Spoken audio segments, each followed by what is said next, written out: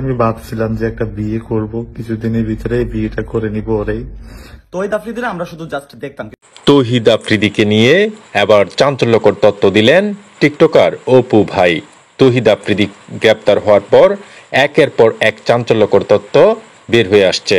তার কাছে কতটা অসহায় ছিল কন্টেন্ট ক্রিয়েটররা তা প্রকাশ পাচ্ছে ভুক্তভোগীদের মাধ্যমে।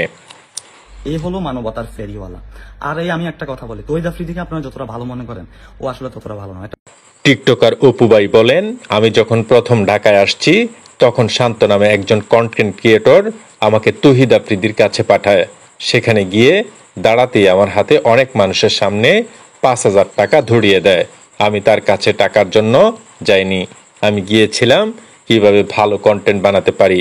কিন্তু সে আমাকে অপমান করার জন্য অনেক মানুষের সামনে 5,000 টাকা ধরিয়ে দেয়, যা আমার খুব ক্ষতি হয়েছে।